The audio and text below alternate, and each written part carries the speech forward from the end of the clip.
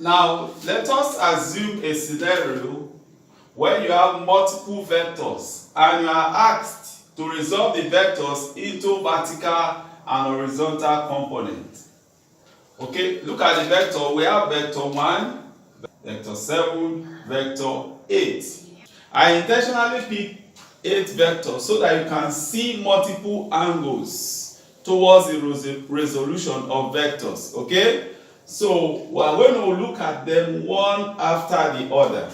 So I'm going to use this space to do the calculation, and for each calculation I make, I'm going to have the vertical and horizontal component written on this board. Now, take note, the first vector is lying on the x-axis. I will be sketching and cleaning out as we resolve each one of them. The first vector is lying on the horizontal axis. Okay? This is the x-axis. Remember, from your mathematics, this is the positive x-axis. This is the positive y-axis. This side is also positive y-axis. And this is the negative x-axis, definitely. And this is the positive x-axis. So, for this vector, the whole of this vector, everything there is negative. I will come to that. Now, if the vector is lying on any of the planes, okay, it has one component. For example, this vector F1 has one component that is lying along the x-axis, along the positive x-axis. So, therefore, we are going to have the first one, which is what? 40 Newton.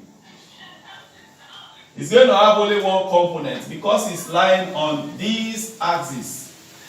So it's going to be 40 Newton.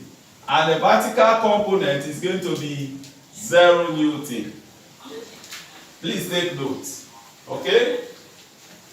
It therefore means that if I look at this F3, because it's lying on the positive y-axis, it has one component, which is what? Vy. In this case, Vy is equals to what? That's for F3. Vy is equals to 20 Newton. And Vs is going to be 0 Newton. Okay?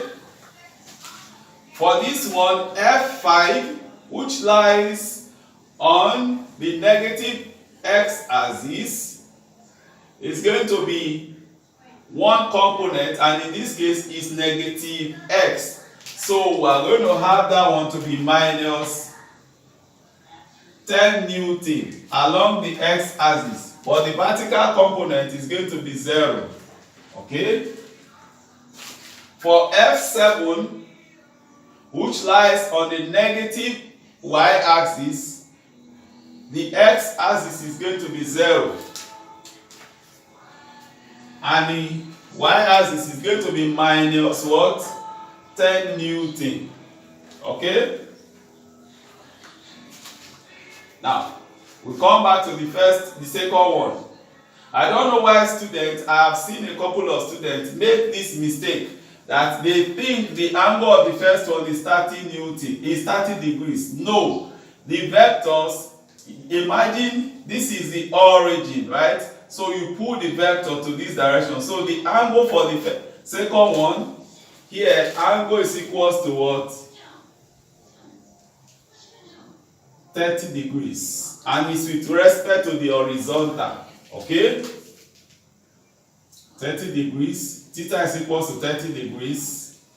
And therefore, our Vy remains r sine theta, which is equals to 20 Newton times sine 30 degrees, which is equal to 20 multiplied by 0.5, which is equals to 10 Newton, right? So y is equals to 10 Newton. 10 Newton. Vx is going to be r cos theta, which is going to be equals to 20 cos 30 degrees, which is equals to 20 multiplied by 0.8660 equals to 17.32 Newton.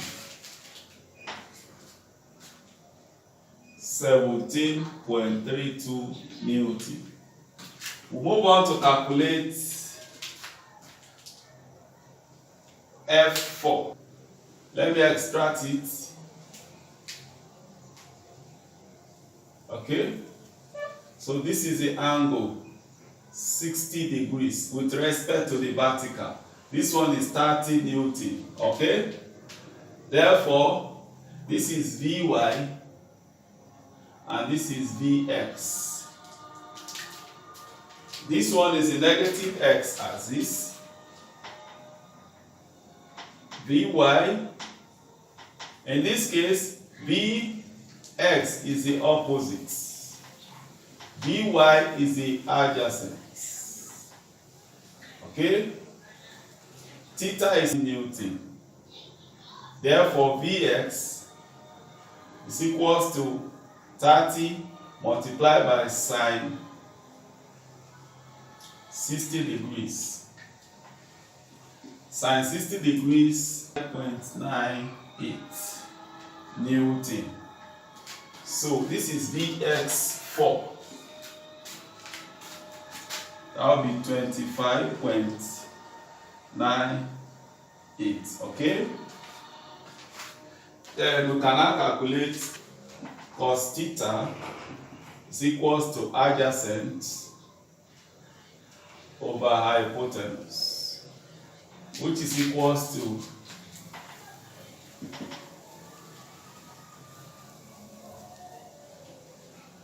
Vy over 30 Newton. Therefore, Vy is equals to 30 multiplied by cos 60 degrees, which is equals to 30 multiplied by 0.5, which is equals to 15 Newton. Therefore, okay, mind you, this one is supposed to be negative. Sorry about that, because it's lying and along the negative x-axis. Therefore, this one is going to be what? 15 Newton. This is positive, okay? Then now we move to V6. We have already calculated V5. Here, let me do it here to save time. This is the opposite of this one. Right now it's going to be Vx. Adjacent is going to be Vy. Take note, this y is negative. This is the negative y-axis. This is also the negative x-axis. So in this case, Vx is going to be equals to the opposite, right? Vy is going to be equals to the adjacent. The reason I'm doing it this way so that you don't, all you need to understand is the basic SOHCAHTOA. You don't have to memorize this formula. It's the basic SOHCAHTOA. Sine is equals to opposite over hypotenuse. Cosine is equals to adjacent over hypotenuse. And tangent is equals to opposite over adjacent. Okay? So we'll look at this. This is Vx is the opposite and Vy is the adjacent. So we now say sine theta is equals to what? Opposite over hypotenuse. Now in this case, the opposite is Vx and the adjacent is the r. So we can say Vx is equals to r sine theta, which is equals to, the angle here is, we have 30 Newton multiplied by sine 30 degrees. Sine 30 is equals to 0.5. which in this case is equal to 15 Newton. Now this is the negative x-axis, so this will be what? Minus 15 Newton. That is F6 minus 15 Newton. Okay? Therefore, we can say that Vy is equals to R cos theta, which will be equals to 30 multiplied by cos 30 degrees, which in this case is going to be 30 times 0.866. This is minus, okay? So this will be minus 25.98 Newton. We can now move on to calculate F8. Okay? We can also extrapolate here and have the angle like this. In this case, we have 60 degrees. Okay? Then opposite is going to be Vy. Adjacent is going to be what? Vx. Okay? So we can now say, in this case, the opposite is Vy. The hypotenuse is 50 Newton. So Vy therefore is equals to 50 sine 60 degrees, which is equals to 50 multiplied by 0.866, which is equal to Newton. Okay? Now, 43, which axis are we on? 43. 43.3.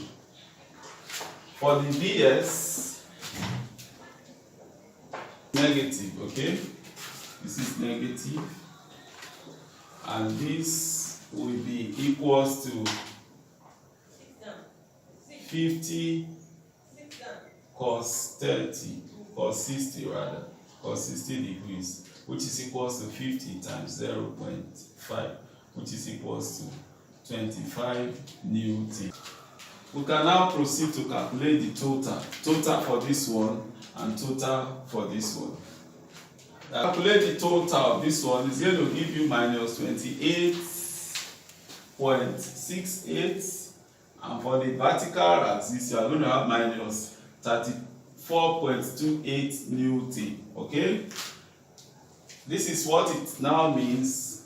This is the negative axis for the x-axis, and this is the positive axis for the y-axis. So using our Pythagoras theorem, r squared is equals to a squared plus b squared, we can now calculate the resultant, and you can take any one of them to be a, the other one to be b. So we now have this, and this will give you this one. Therefore, the resultant is going to be 44.70 Newton. Okay? Then we can now calculate the angle, which gives us the direction with respect to the horizon of multiple vectors into vertical and horizontal components. I want to believe that if you study these examples, you should be able to resolve any vector into its vertical and horizontal component, and also calculate the resultant of multiple vectors. That will be all for